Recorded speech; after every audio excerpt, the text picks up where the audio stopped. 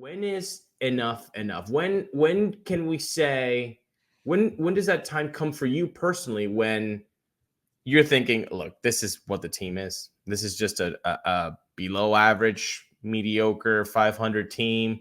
And even the last wild card is not really in the cards. Like, when does that come for you? When is that point? Well, I'm starting to feel it right now because, believe it or not, this was the first time in history that the Orioles have swept the Rays in a 4-game series at Tropicana Field.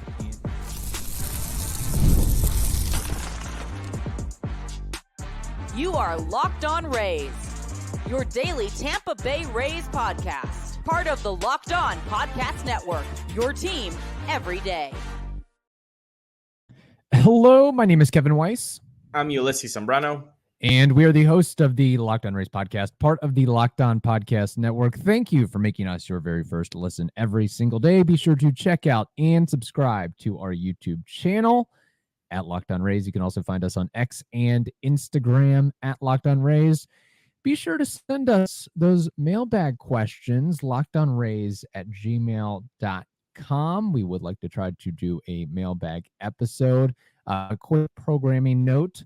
We will not have an episode on Wednesday as I will be tied up going into enemy territory, i.e. Fenway Park tonight. So I may not have the right faculties to record Wednesday morning. Just throwing that out there.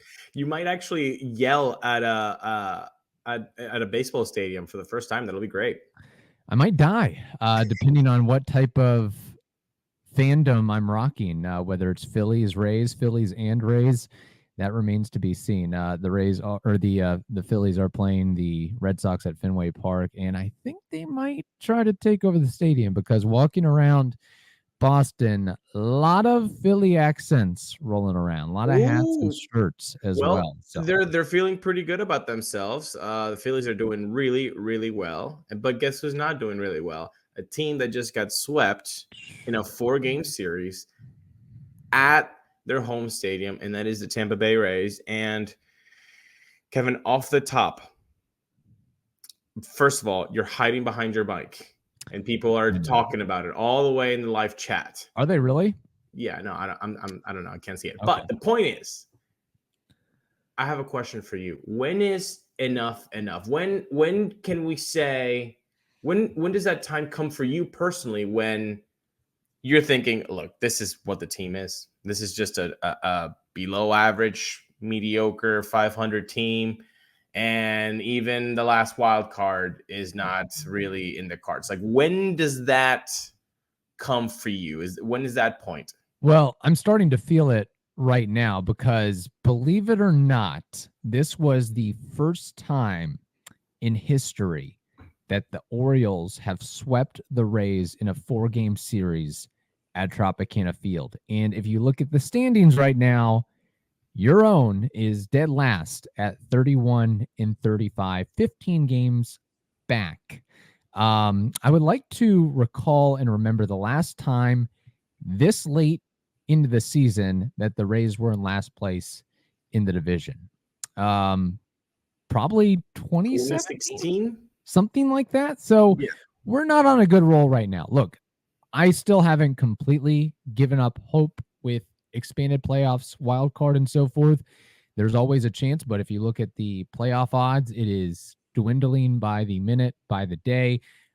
I will give this team until the All-Star break, and I think that is going to be a key barometer as to what the Rays do or don't do at that moment. All-Star break leading into the trade deadline, I should say, but can't feel very happy right now as the Rays lose 5-3, and they had a early game lead and they blew it. Usually the Rays, when they've won their games this season, have been by miraculous comebacks, but when they get a lead, particularly against a team as strong as the Orioles, they are just not able to hold it. And it was pretty much the same scenario that we've seen for both these teams. The Orioles just get a couple homers, get a couple extra base hits. The Rays don't have enough offense in the tank, and that's your ball game right there.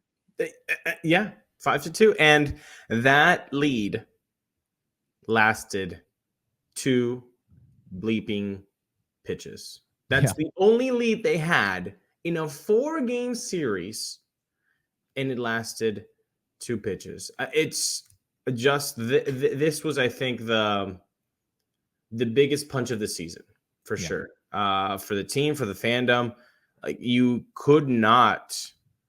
It's that scene in like a Rocky type movie where like stay down, and then they just have to stay down. That's kind of like what we just saw. Like it was David and Goliath, but David did not have a chance. Right. He had nothing in his hands. No bow, no slingshot, no nothing. Yeah. It was really apparent that the Baltimore Orioles are playing on a different scale, on a different level. I mean, it's just an energizing young club that can hit homers that are very fast. That Jordan Westberg, he can really run the bases. And then you've got an addition like Corbin Burns, who has just this fantastic cutter. And he wasn't even at his best yesterday, but that's what really good pitchers do. Even when they're not at their best, they keep their team in the game, and they only allow 2 runs. So it was just tough. This whole 4-game series just kind of showed even the most optimistic Rays fan, I think they're not as loud on social media trying to find silver linings. It's hard to be. It's hard to be after what we've seen on the field and all throughout the organization this season. And it started out poorly for the Rays. Gunnar Henderson, classic for him, leadoff homer, first pitch of the game, straightaway center, 430 feet. And then in the bottom of the second, it's like, okay, the Rays might have something going after Westberg pulls a Jose Siri and just drops a fly ball in the air. Yeah. And then your boy, Alex Jackson, actually capitalized off that drop ball and gets a two-run home run right after that. As much as we've crapped on Alex Jackson this season, that was a mammoth of a shot. Maybe more impressive than what Gunnar Henderson put forth, 431 feet to straightaway center. And that's the time to do it. After an error and a misplay is made like that, the pitcher, the defense is vulnerable. They're feeling down on themselves, and you've got to be able to translate on that. And the Rays took a 2-1 lead, but it didn't last for long, where you have McCann getting a home run and then Ryan O'Hearn going off, and then there's the game eventually 5-2. Ryan Pepiot, however, if we're going to look at silver linings, while he did give up a couple runs there, 9 strikeouts. So yeah, I think the theme has been potential for Pepiot and Bradley. Pepiot is actually more translating that potential into performance and action. Heck, what he did against the Orioles, it might be a shutout against 25 other teams, because the Orioles are just a mammoth offensively. But you can tell the stuff that he has when he's able to get 9 strikeouts and mostly exclusively use his 4-seam fastball at the top of the zone and then the changeup bottom of the zone tailing arm side. Yeah, the changeup is nuts when you see it on slow-mo. So Pepiot, obviously really good stuff. Unfortunately, he got hit around a little bit. Career high, 9 hits allowed. No walks like that. Right. But you really need walks when you allow 9 hits. So it wasn't one of the best of Pepiot's start, of course, but you do like the stuff. You like what he provides. And again, we're at a point. We're very close to the point, Kevin. You said, okay, till the trade deadline, which I think that's a good point to look at the season, because that's it. He'll be at like 100, 105 games, something like that, give or take. And not only that, but it's like you can't really add on anymore. Like this is your team now, what you have in the organization or what's available maybe outside. But not trading anymore. I think, though, there's a time a little bit before the trade deadline where Rays fandom, if this is the team that we have, we might need to start being individualistic. And by that, I mean focus on players' development. Right. And pick, hey, what is Pepiot doing? And not really because if they just keep getting L's, you're just trying to find some fun. And in these types of seasons where there's kind of like a change of the guard, which we said it in the offseason, this is a new window, 2024. People got all against us on our polls and all that, saying like, no, it's still the same window from 2018. We're like, nah, it ain't, but fine. Now seeing it, it's definitely a new window. It's definitely a different type of feel. And this is what happens. You have to focus on the young players. And we are coming close to that time where I'm going to be more invested into seeing what is Tosh doing, what is Pepiot doing, what is Josh Lowe doing, how's Johnny DeLuca looking, than the team itself as the entity. Right. Yeah. Let's give eventually Curtis Mead a long look. Let's give Jonathan Aranda a long look. When Junior Caminero is healthy again, let's give him a long look. Maybe there's a catcher or a pitcher in AAA that you can give a shot to and see what they have in the tank, because luckily this won't have to be a 5 or 6 year rebuild. This will be a 1 to 2 year rebuild. But I think we're just telling you right now, enjoy every moment while you can of Randy Rosarena, Zach Eflin, Yandy Diaz, Brandon Lau. All the characters have been stalwarts with the organization over the last several years, because I could see some monumental movement before the year ends and into the offseason as well. I think we're getting to that point. Evan Klosky, who is pretty close to the team, talks to the players, talks to the coaches, talks to the front office. He's basically banging the drum on this show and on social media that they need to start looking to 2025 and 2026. He doesn't just come up with that information out of his butt. Like, I think he thinks about it critically and has some insights from some folks he's talking to. So that's the mention that I'm getting. Look, it'd be a different scenario if Wander was still in the fold. Probably never going to happen again. So you've got to move off of that and think about what you're going to do year 2, 3, 4, 5 years from now. And talking about Evan Klosky, he did write an article on WTSP just about that topic itself. So if you haven't checked it out, do check it out. That's the old Locked On Rays plug for Evan Klosky's articles, because we love Evan. So, but Kevin, I think we have to say something right now. Yes, we have to tell you about Ibotta. Ibotta is a free app that gives you the most cash back every time you shop on hundreds of items, from groceries to beauty supplies to toys, so you can make sure you're beating inflation no matter what you are purchasing. The average Ibotta user earns $256 per year. That could cover the cost of an entire shopping trip, that flight you've been eyeing, or the fancy dinner with Stu Sternberg that you've been craving.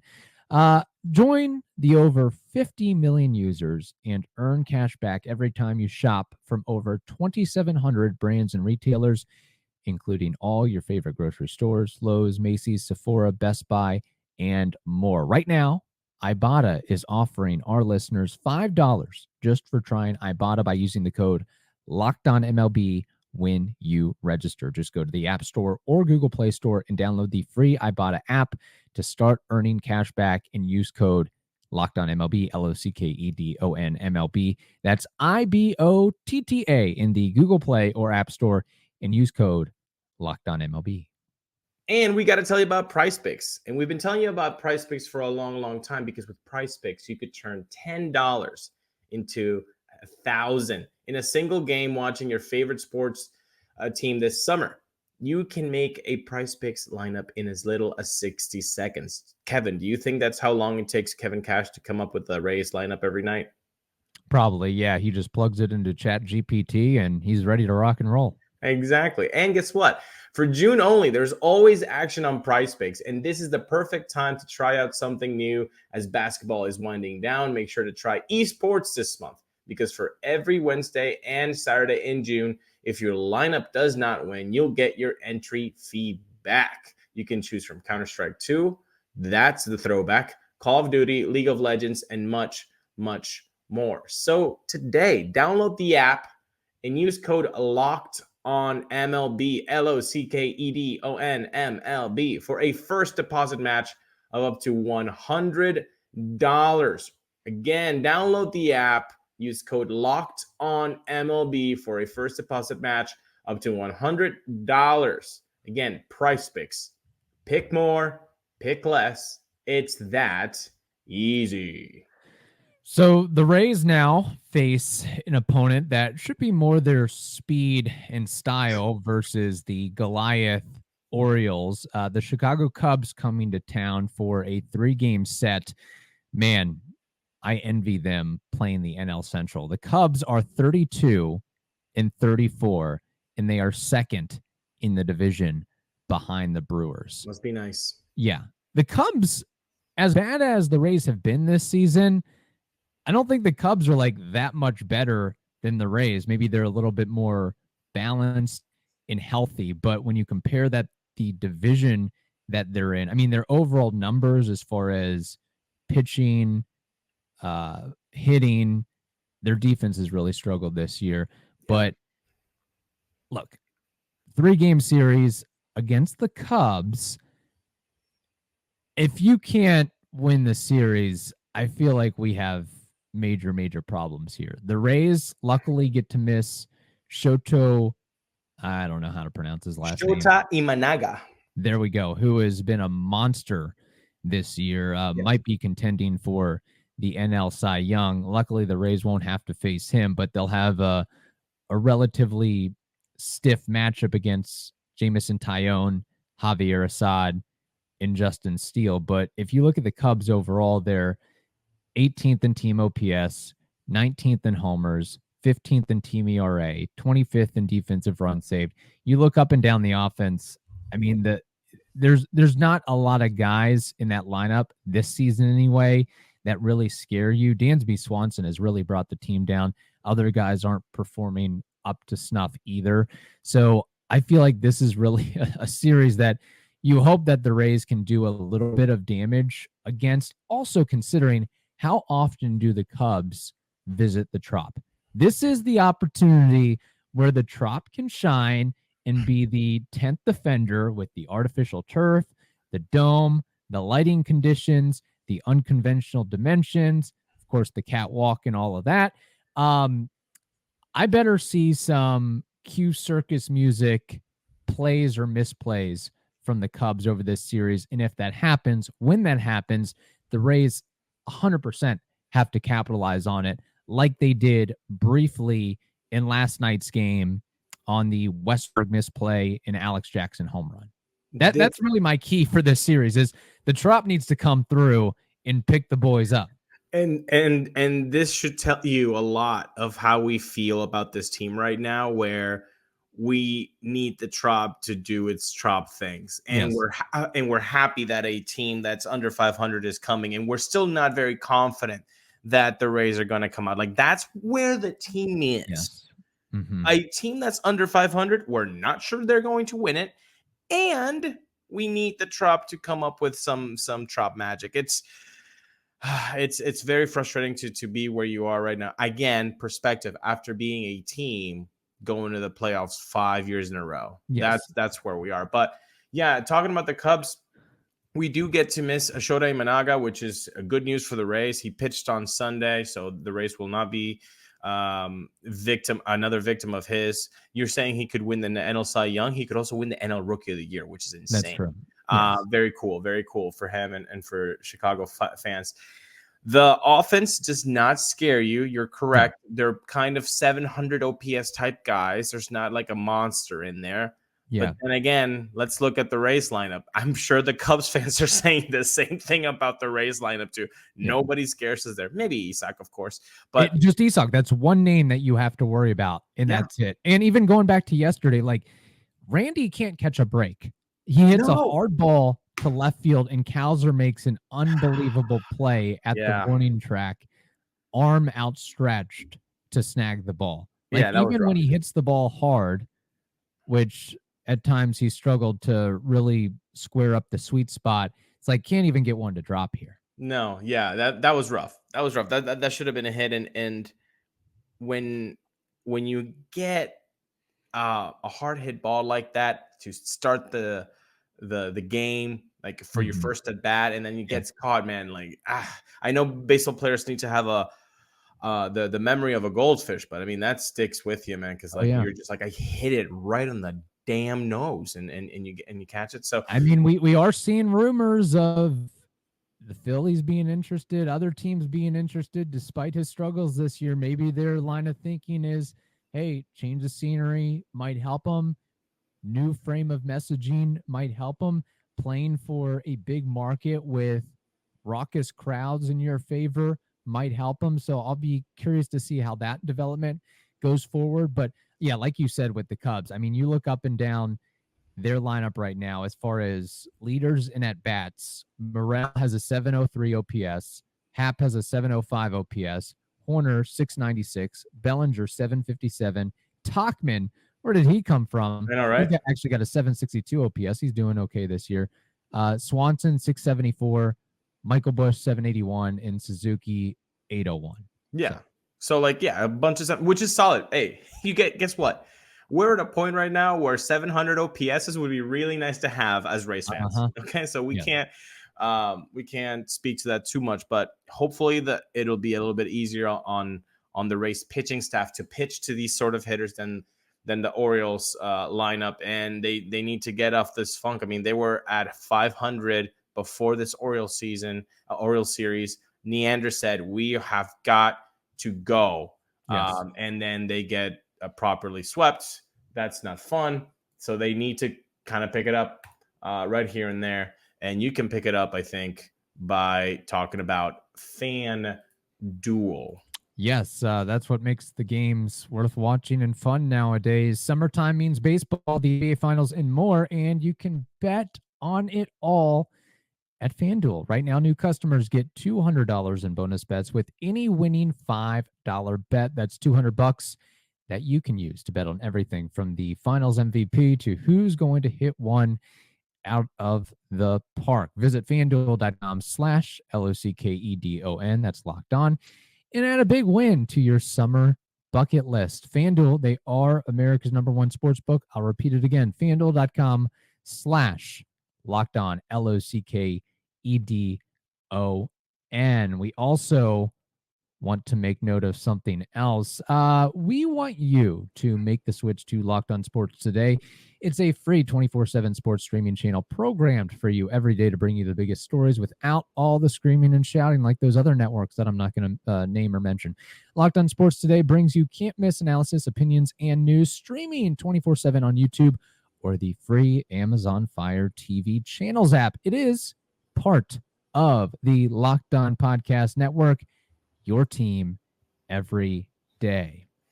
All right, we have a little time here left, and it got me thinking. I see a lot of advertisements and emails and promotions from the Rays on all-star voting, and it's like, for who? Outside of Isak Paredes, who can we hold our nose and really vote for? Ahmed Rosario? Like, that's the only guy I feel like that is even not even really deserving of an all-star spot, but that's the only other name that you can say that, all right, I'll give him a sympathy vote, I guess. And it got me thinking, usually, if it is the case that Isak Paredes is the Rays' lone all-star representative this season, it doesn't foreshadow a good finish to the Rays season. When the Rays have 2, 3, 4, 5 all-stars, it usually means good things are happening. Not the case this year.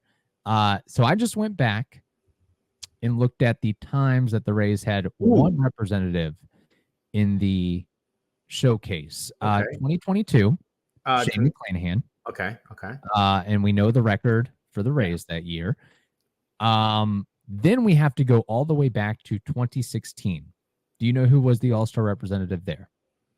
Chris Archer? Alex Colomé. And do you know what the record was? They won 67 games. I think 68. So no bueno. And then in 2014, the lone representative was who? 2014, that was Madden's last year. David Price. David Price, you are correct. And the record wasn't 76. too great in that moment. Yeah, around there about. And then you have to go all the way back to 2007 when Carl Crawford was the lone representative. In fact, which is insane because Carlos Pena should also have been an all-star that year. From 2000 to 2007, the Rays got the one sympathy all-star. And that's rough. I think that's going to be the case this year where Paredes is going to be the only guy. The only other players that I can think of maybe sneaking in with a ton of injuries or a ton of guys saying, nah, I don't want to play this year. I want to opt out. Maybe a pitcher, maybe a Littell could squeeze in, maybe a Clevenger. That's about it. And that's really, really unfortunate. It's really unfortunate. I think Fairbanks' slow start to the season is not going to help him. No. I know he would have been a candidate before the season started. I think it's hands down Isak, which makes me feel so happy for Isak because this is a guy that turned around his professional career by going to Weiss and unlocking the talent that he always had. It's really remarkable and awesome for him to do that. And so I'm happy about him getting the shot. And in a silver lining, if the Rays were a solid team, like if everybody around him was solid, I don't think Isak would be getting that all-star nod. It's really helping him to get to the all-star that the Rays need one guy in the team, in the all-star team. So him being just a head, shoulders, knees, and toes above everybody else in that lineup. Yeah, you just have to give it to him. So that's really nice to know. Yeah, and even also impressive that he's not getting a lot of help or protection up and down the lineup, that he's doing it all by himself. You wonder how much more his numbers would be uplifted if he was getting that support and maybe more RBI opportunities or more pitches to hit. So him being on a lone island is really something to speak of. And who knows, maybe by the end of his career, he has 2, 3, 4 all-star appearances up his belt. And the other thing is we are at a crossroads with the Rays right now. I think we are going to be for the next little bit.